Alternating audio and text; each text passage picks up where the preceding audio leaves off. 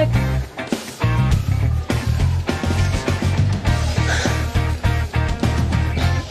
What are you doing here? Magpapalamig. Ba't dito? Hindi ka ba nilalamok? Hindi.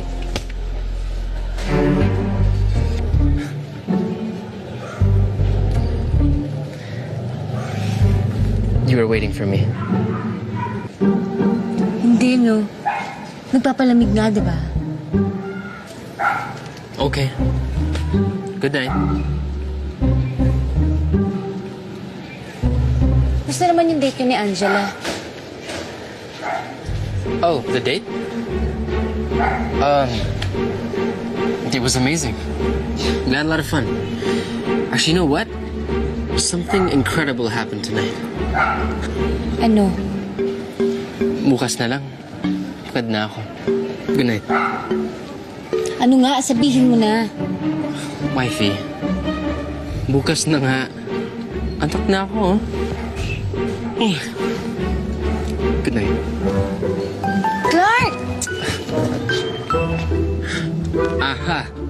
Nagsiselos ka. Hindi ako nagsiselos. Bakit? May dapat ba ako ipagselos?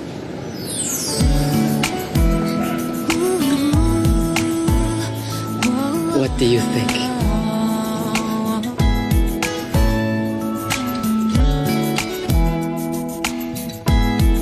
Ikaw pa rin pala ang hanap-hanap para na kahit magpanggap di matatago na ang iyong yakap.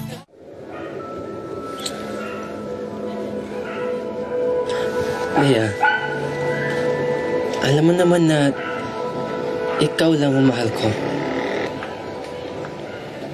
Sa'yo lang ako, di ba? Alam ko. At alam ko rin naman na matino ka. Pero merong mga babae na hindi.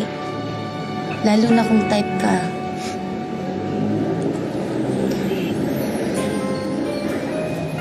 Nagselos ka nga. Oo na, inaamin ko na nagselos ako. Hirap naman kasi nung may gwapong hobby. Mahirap din kayo may magandang wifey.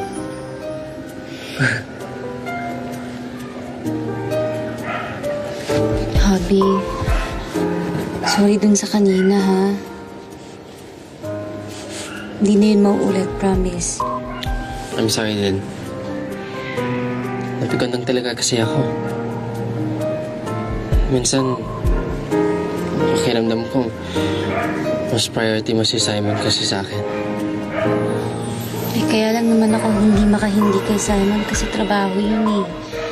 At pag sumabit, ang laking perang mawawala.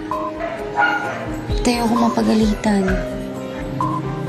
Pero promise, hubby, next time gagawan ko na talaga ng paraan na yung mga weekends natin, yung mga dates natin, walang makakaistorbo. Leia, huwag ka nang mangako. Pero sana nga, magawa mo yun. I don't want you to make promises that you can't keep. Susubukan ko. Susubukan ko talaga, hubby. Promise. Don't promise. Gawin mo na lang. I love you, hubby. I love you too. Inseparable.